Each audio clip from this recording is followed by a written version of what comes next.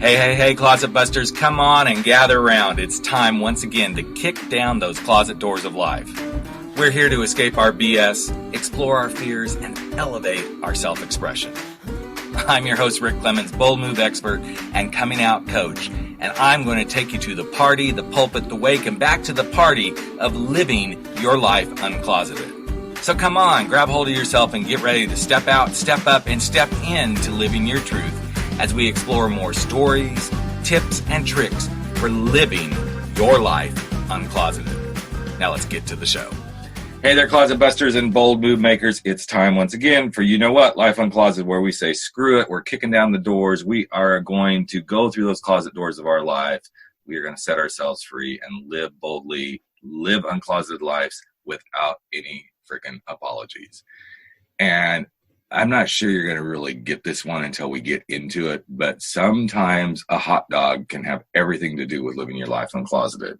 In fact, sometimes it can have such freaking impact that you suddenly find yourself doing stuff, walking away from knobheads in your life, and really making some bold moves that make you, well, kind of step into stuff you never thought possible. And today I'm bringing a guy onto the podcast who I've come to like, except he still hasn't bought me the whiskey he keeps promising me he's going to buy me. But he has become a great friend. He's a great mentor, kind of a partner in crime. And he's really, truly been behind a lot of what Life Uncloseted has become. His name is Mark Asquith. He's a Brit, so don't hold that against him. But he's going to just kind of share. Well, he and I are just going to rap today because he knows my brand and Life Uncloseted and coming out and bold move making probably as good as I do. And he's going to share some of his own coming out journeys of business and life and everything. So let's just cut the shit and move forward. So welcome to the podcast, buddy.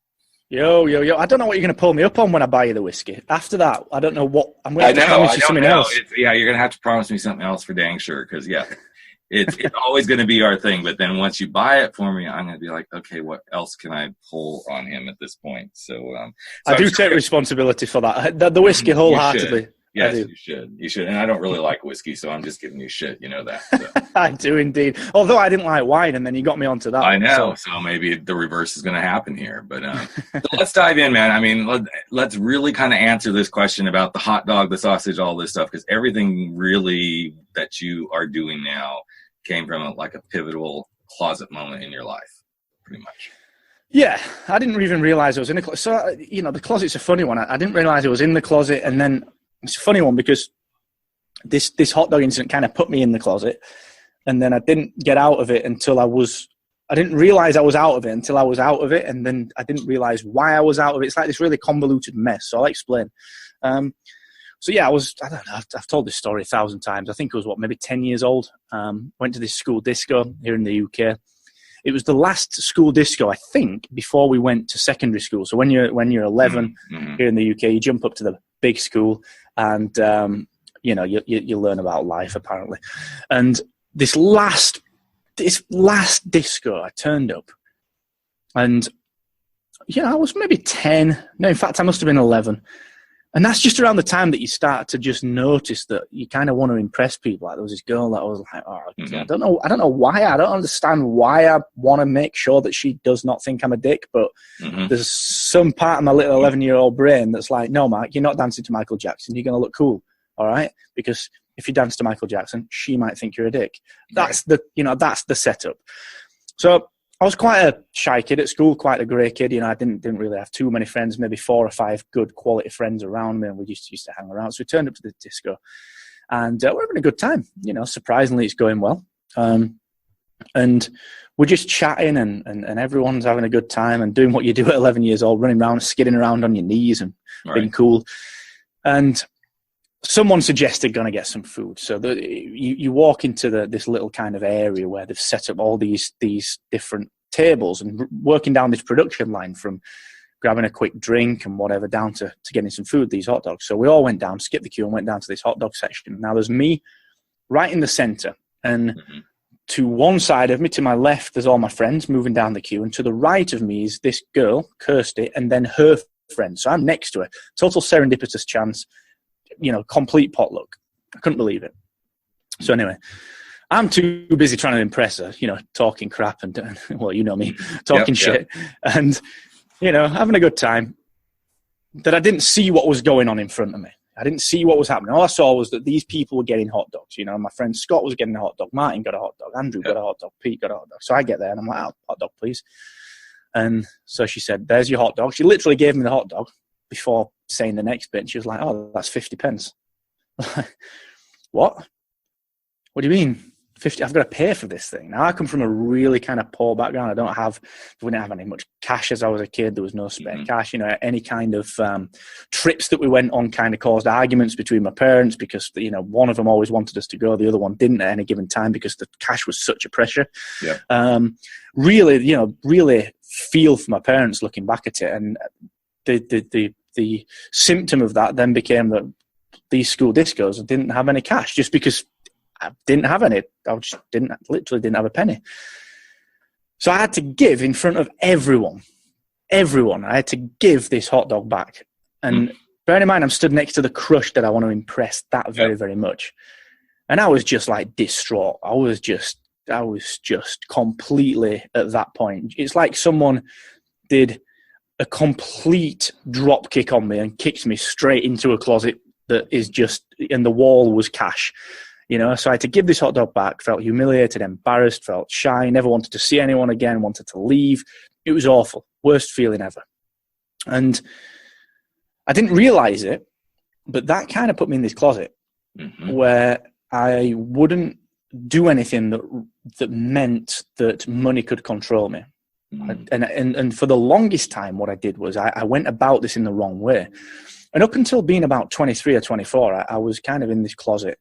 And I would do things that didn't risk the little bit of cash that I was earning from a shitty job. I was in a crappy little job, like an office job, hated the thing. But I was earning like 12 grand a year, honestly. And this is in 2000 and 2001. So I was in this closet, scared to death of this kind of bit of money that I got and this really slow career path where you get 1% raise, but you got to disproportionately work to get that grand a year. Right. I was in this closet and I couldn't get out of it. I didn't even know I was in it. I thought, well, this is just how you do things. And then two things happened. I'm really close to my grandparents and to my grandmother at this particular conversation. I remember saying to her, you know what, work is shit. I'm really bored of it. It's crap. And she said, well, no one likes the job, do they? You just do it. I'm like, what? Okay. That's quite an antiquated way of looking at things, but I kind of get it because my granddad was a miner. He went down the pit. Yep. He was covered in black coal dust all the time, came out, he was knackered, couldn't do anything. But at the weekend, he got his time and he could spend his money. So that was one thing. The second thing that happened was that I left one corporate job. So I was working at a pensions company and I left that job. And I went from one city up in Leeds, which is about 25 minutes from my house, down to Sheffield, which is where I am now, ironically, down to Sheffield. And I thought to myself, do you know what? I'm earning a couple of grand extra per year, but I'm going to be so excited because it's going to be a new job. There's going to be new challenges. It's going to be fulfilling. All right. And I got there. And the guy gave me the same shit to do that I've been doing at the last job. And I said to myself, I remember I was on the phone to my dad. I said, you know what? I can feel myself being depressed by this and getting the same dread that I used to feel when I had to have any money conversation or when there was a bill coming up that I couldn't pay or when I was worried about, oh shit, the car's going to break down and I can't afford to get it fixed. Like that same dread grey feeling that was weighing on me started to weigh on me on a Sunday night when I was going into work. And I swapped my job. And on the day that he gave me that same task, I said to myself, look, this is like me putting my pen down in Leeds and picking it back up in Sheffield. It's the same crap. And I've sold out 40 hours of my week for an extra $2,000 a year. What is this shit? And it was that point that I realized that I was in this closet. It was that point that I realized that the reason I'd done it was because I was scared to death of going back to feeling how I felt when I had to give the hot dog back. This control of, if I don't have cash, then I have no control. Someone will take it away from me. And without money, I have got no say in my life. I've got no You know, I didn't realize I was in it until I decided not to do that shit anymore. So that day I went in and I gave him my notice. I said, look, his name was Graham, lovely guy. I said, Graham, I've been here 3 hours. I'm leaving. I'm not coming back. I won't be here tomorrow. And I've only been here 3 hours, so I'm not letting anyone down. And he said, well, what are you doing? I said, I have no idea. No idea, but I'm not ever doing this again. And that was maybe 12 years ago, 13 years ago. And that, you know, that was the first closet that I've broken out of. You know, there's a bigger picture closet as well, which is the whole personality thing and how do you actually, what the hell do you do after that? But dude, I didn't even realize I was in the closet. That thing, that one thing when I was 11, like I said, it's like someone just, you know, imagine like a bungee rope tied to your back and it just pulling you away. Right. It was like someone had done that and pulled me into this closet that I couldn't get out of. And I didn't even realize. I think that's what happens to most people, though. And you and I have talked about this numerous times as we've worked on my stuff and, you know, bringing Life Uncloseted to being is as we come out of these closets, the first light bulb is truly, I didn't even realize I was in this closet. Now, some people may. I mean, the coming out journey alone, you know, sexuality and all that, you kind of know you're in a closet because you know who you want to be. But the reality is you don't really realize how deep you are in it until that moment you say, this isn't going to work for me any longer. And then you're like, wow, I've been holding myself back. And as you were talking, everything that was going through my head is, this is a perfect example of, I don't even know I'm in this space because we become so freaking comfortable, numb, used to doing the habit of being in this closet that we can't do anything else. Yeah, 100%. And I think the other side of it as well is that you're scared to death. Absolutely. And I think one of the big things that, you know, I was 23, 24 when I quit my job, and I was just total potluck. Like, you know me, I'm a talker. I can kind of blag my way where I want, or so I could when I was younger. I could, you know, I didn't have any qualifications. I left college because it was boring. Like, this is another thing that you know about me. I don't do anything that bores me. Right. So I was, you know, I got this. I worked with my dad for 2 months, and my dad's an electrician. And I went out with him, and I thought, well, wait a second, okay, so he's just going to pay me cash. And I'd saved up for a holiday with the lads, and I'd saved up in record time, and I was working less and earning more. I was like, how's my dad doing this? And the way he was doing it was just by being fucking nice to people. Like, he's an electrician. Anyone can put a socket in. If you qualified for it, you qualified for it. You know, it's that simple.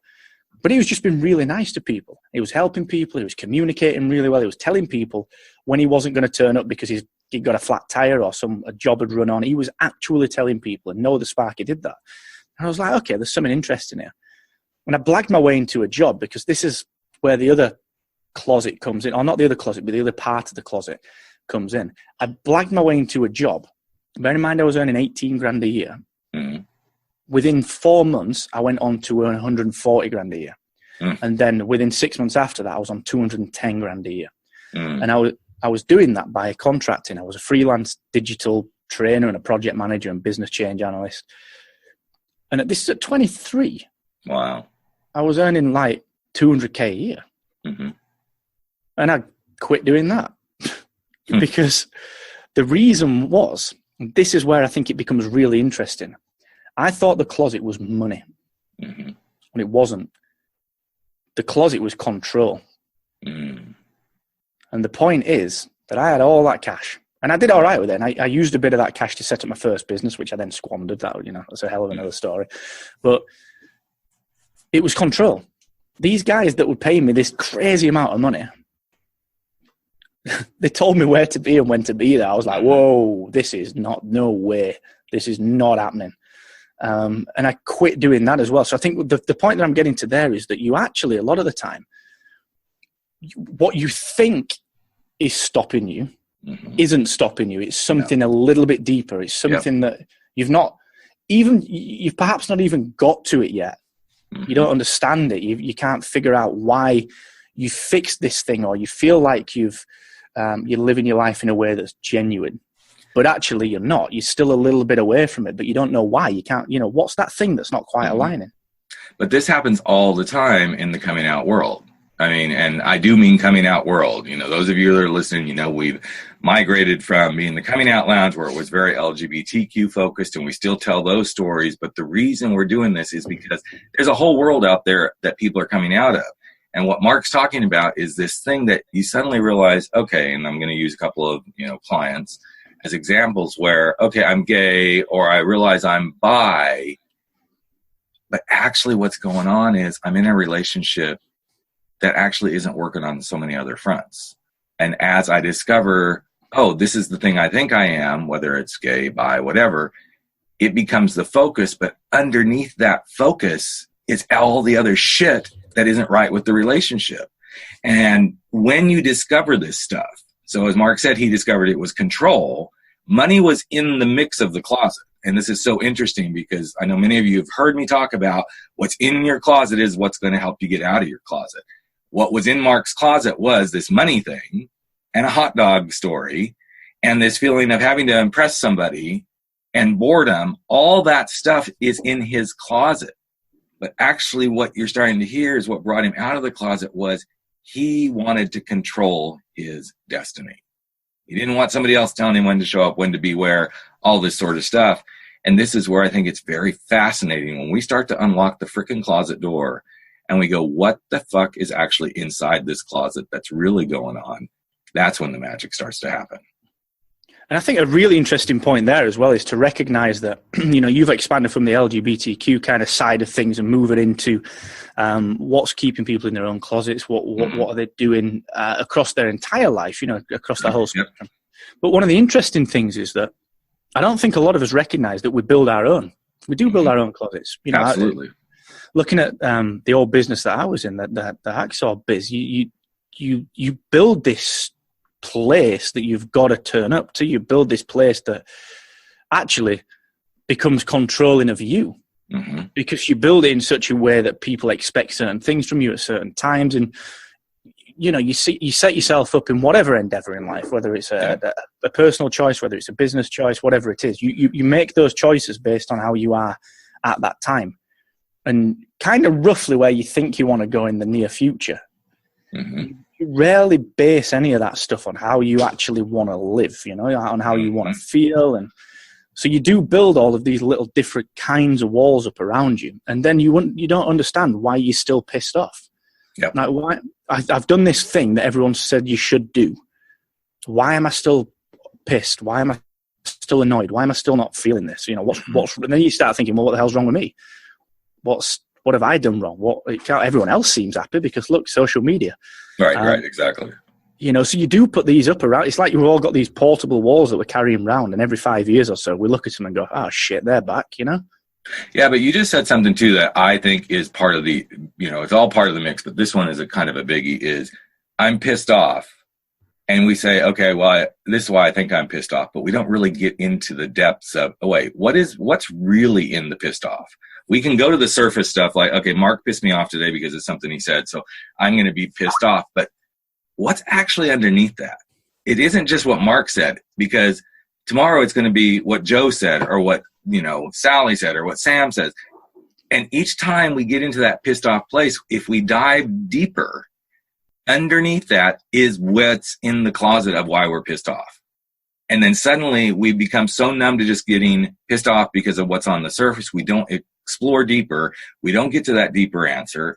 And then we're stuck in this closet of always being pissed off, when actually if we dove a little bit deeper and kind of excavated it out, we can probably quit being pissed off, because what's pissing us off isn't what's on the surface. It's something much, much, much, much deeper. Yeah, you do. And you fix the symptoms. Let's use relationships as an example. You fix the symptoms. You're not happy in a relationship, so you go fuck around. Right. That's fixing a symptom. That's not getting to the underlying problem, right. Which is you're probably not with the right person. But then people stop at that. People go, well, we're not with the right person, so actually we'll try and sort that out, or whatever. But people never go deeper insofar as why, what in particular is just not gelling. And people kind of do this shotgun approach. They'll go total nuclear. And they'll try and solve problems by undertaking these big gestures. They'll forsake all other things to focus on one thing, whether that's work or relationships. And life just doesn't work like that, because if it did, no one would do anything. No one would do anything else. So you can't break out your closet by shotgunning through the lock and just hoping that it doesn't catch up with you. You know, something's going to chase you out the door. Mm-hmm. You've got to turn around and face it, keep the door locked for a while until you understand what is in there that you need to deal with. And people don't do that. One of the most compelling experiences I had in this was right after I started coaching. I had a young guy who was really struggling with his sexuality, and he was getting very frustrated, and he was trying to accept himself. And I said, if you were to come out of the closet today, what would you do? And he goes, what do you mean, what would I do? I said, what would you do? Who would you be? How would you act? What would you do to, make this known that this is who you are? And it was like what you just said. He suddenly came up with this grand gesture of what he'd do. And I said, okay, great. So that's what you're going to do. And he talked about, I'd go to every Pride festival. I'd be myself. And I said, okay, and what would you do if you didn't make the grand gesture? And he didn't know what to say. And I said, the only thing you need to do to come out of the closet is be yourself. Now, if that grand gesture is you being yourself, great. But I could tell by what he was describing, he was stepping right back into another closet of, okay, if I'm going to be gay and I'm going to come out, this is what I believe I'm supposed to do when I'm gay. And I think this is the problem we all step into. We step into our own shit all the time when we do this of, okay, well, I'm going to go be an entrepreneur. Or I'm going to get out of this relationship that's no good for me. So when you get out of a relationship that's no good for me, then this is how somebody else does it that did it. And before we know it, we're mimicking so closely what somebody else did, we're right back in another closet. Instead of going and saying, if I want to be out of a relationship, how do I want to be out of a relationship? If I want to be an entrepreneur, how do I want to be an entrepreneur? And these are the things I think most people miss when they say, this is how I want to be myself. And one of the interesting things as well, one of the big secrets of life, genuinely, and this is going to sound like a negative, but it's actually a massive positive. One of the biggest secrets to life, and I think you discover this when you're in your 30s, because you're probably a little bit more comfortable with yourself. Mm-hmm. And one of the biggest lessons that everyone can learn right now today is that honestly, no one gives a shit. No one gives a shit. Like if you come out of the closet, yeah, you've got some family to deal with. Okay, that's a little different. But you know what? 99% of people in your life, they do not care what you do. As long as one, you're happy or you seem happy. Mm-hmm. Two, you're not hurting them in any way. Honestly, they do not care. No one cares. You could tell, like, I had a friend, right? And it's long been debated whether he's bisexual or not. And we're like, well, like, it doesn't really matter. Mm-hmm. And you could tell it was on him. It was on him. He was under a little bit of pressure. It's almost self-deprecating, some of the jokes that he'd make about it. And you're like, look, all right. And we were sat at a wedding once. And we were all sat around a big round table. And we were just having a drink and whatever. And we were just having a laugh, saying stuff, and, literally just having a laugh about all sorts of different topics. And just out of the blue, from nowhere, he said, oh, lads, by the way, I'm bisexual. And everyone just went, yeah, okay, do you want another drink? Right. Like, no one cares. Mm-hmm. No one cares, because this thing that you build up in your mind has been this huge, giant, world-ending thing. It's just another step. It's just another part of the journey. It's just another brick in the path. It's not. No one honestly cares. Well, if you think about if they do care, it has nothing to do with you. No, it has everything to do with them.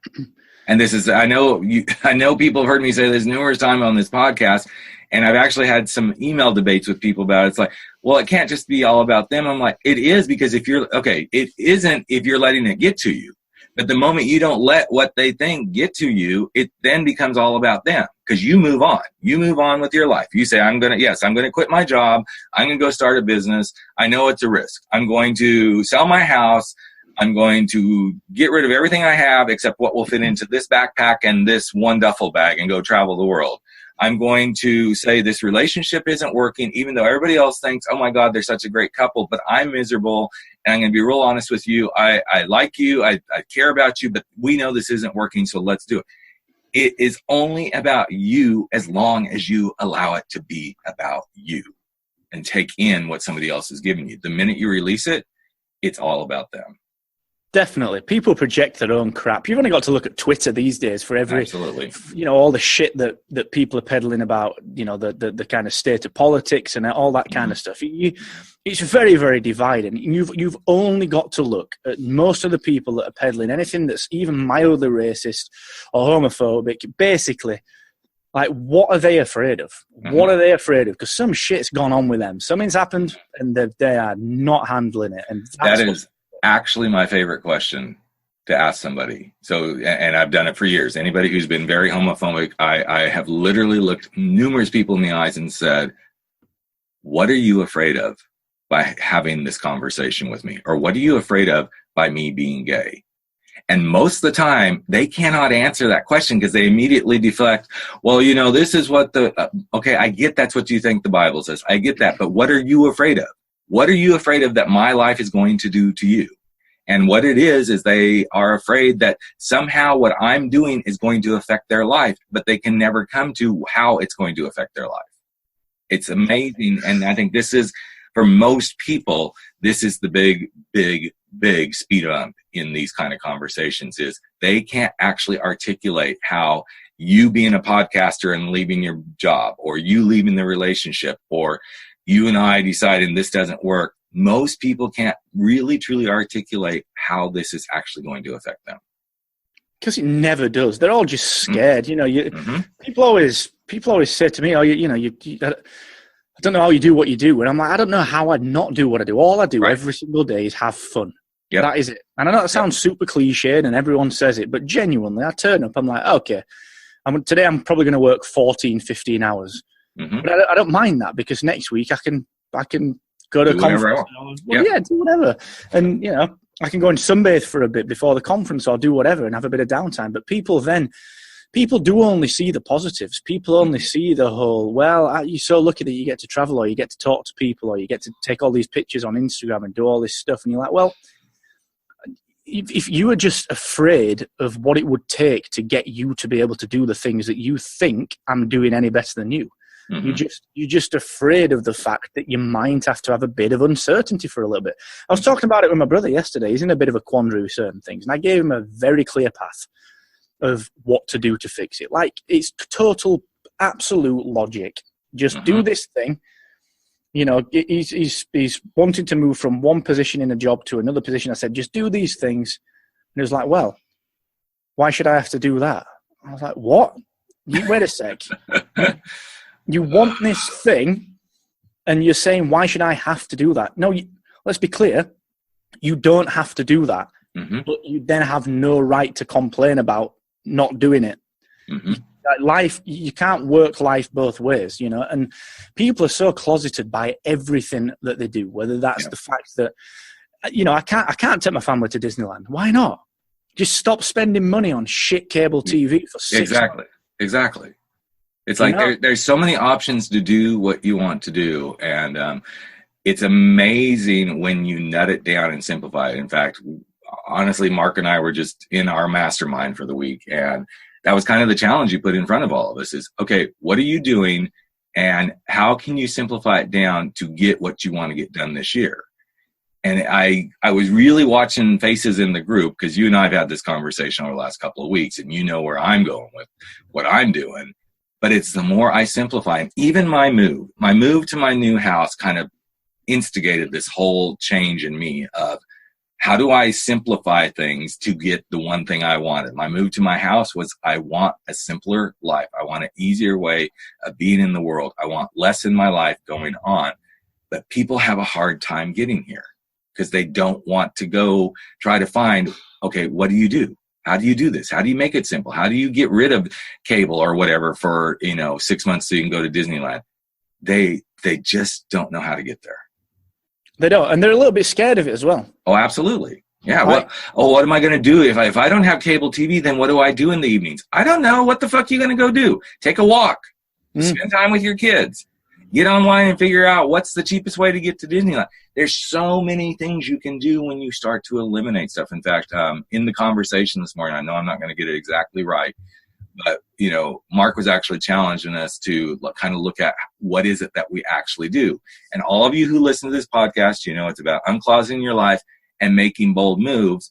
But then Mark said what Rick really does is he enables people to do the thing they want to do without fear. I think that was kind of where you went with it. Mm-hmm. Mm-hmm. And that's really the nuts and bolts of it. We can put Uncloseted on it. We can put coming out. We can put making a bold move. But what I help people do, no matter what it is make the thing happen you want to do without fear. Plain and simple. But if I said that to somebody and said, well, here's what I'm going to help you do. I'm going to help you do what you want to do without fear. They're going to get so scared. So you got to walk into this stuff. You got to dance into it in a way that you go, okay, I know I'm scared, but what's on the other side of scared? What's on the other side of when this thing is done?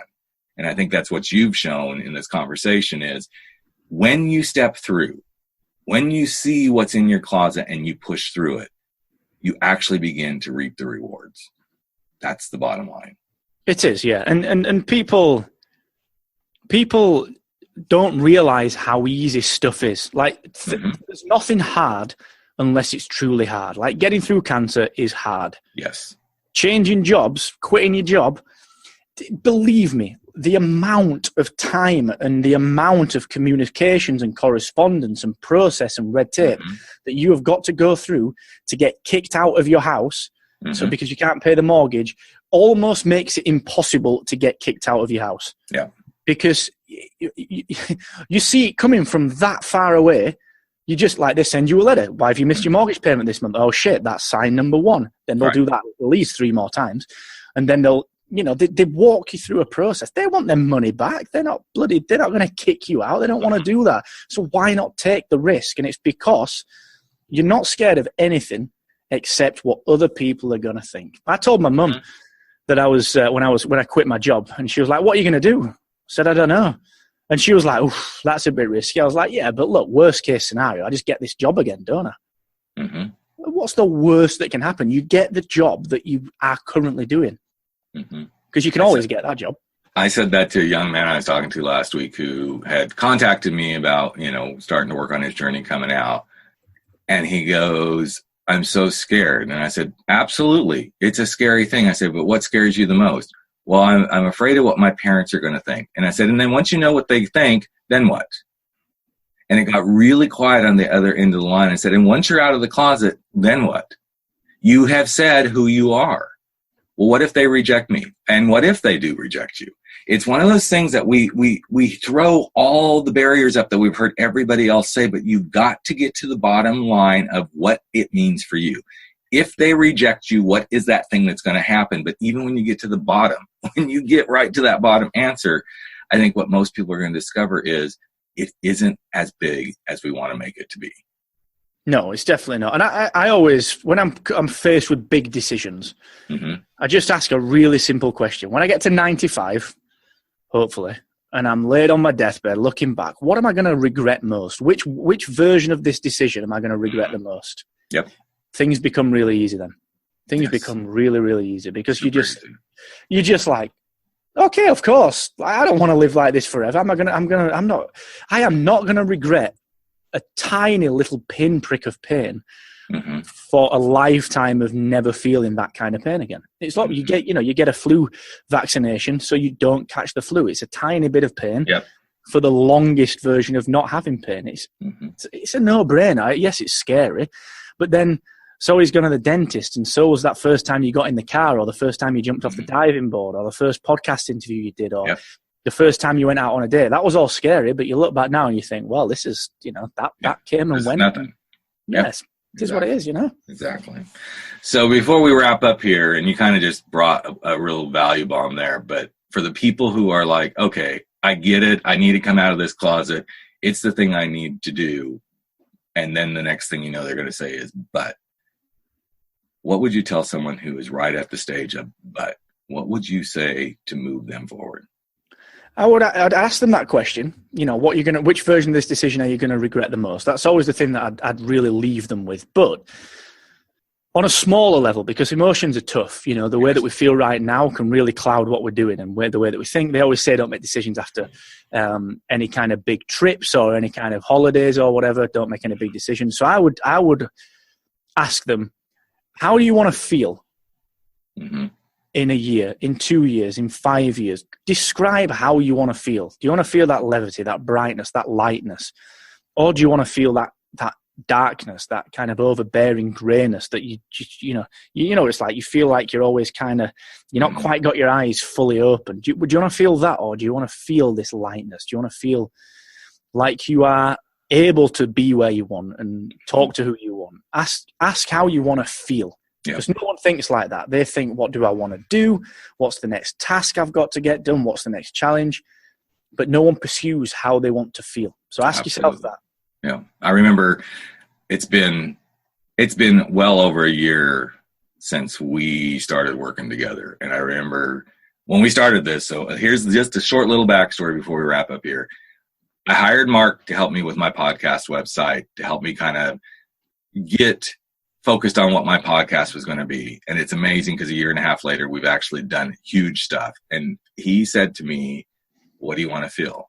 And then his next question was, I think we actually need to look at the overall brand. And as he said that, then he also said, and when we look at the overall brand, I want to know what Rick wants to feel when his brand is being truly who Rick is. And it's the same question I bring to all my clients. I know you want to come out of the closet, but when you're out of the closet, what do you want to feel? And for me, it's really come to manifestation that me being in my brand, being who I'm meant to be, doing what I'm meant to do, helping people make bold moves, live uncloseted lives, all the catchphrases we use, it makes me feel free and relaxed and content. That's what this is all about for me. And that's what I hope as you listen to this podcast, you start to see the light bulbs go off in your own heads of making a bold move, living a life uncloseted is actually about you stepping forward and being exactly who you're meant to be without any apologies. Does that sound about right, Mark? That sounds perfect, sir. Couldn't have articulated it better myself. Yeah. So, all right, buddy. Well, I appreciate you being here with us. We're not going to hold it against you that you're a bloody Brit or that you haven't bought me whiskey, because I know that's coming one of these days. But I appreciate you. Love you, man. And thanks for sharing yourself so honestly and just completely out of the closet. There'll be all sorts of ways to connect with Mark. And let me tell you this, if you need somebody on your team to help you really start to see your brand, your business and everything, whether you're a podcaster or someone else, Mark is that guy. Love him dearly. And yes, he paid me quite a bit of pounds to say that for him. But anyway, thanks for being here, bro, with me today. I really appreciate it. Always a pleasure, man. I love you back. Thank you. All right, there you have it. Another episode of Life Uncloseted has come to an end, but that's okay. We're going to be back in just a couple of days sharing more stories, tips, tricks, and wisdom for helping you live your life uncloseted. And you know what? You can share too. Just take a few moments if you like and if you believe in this podcast and share it with someone you know today. Share it from your phone, go share it on iTunes, Stitcher, wherever you are. Maybe even give us a rating and review, because you know what? It's all about the planet living their life uncloseted. I'm Rick Clemens, host of the show and the guy who helps you make those big, bold moves. And I hope you never stop stepping out, stepping up, and stepping in to living your life uncloseted. Catch you real soon. Take care, everyone.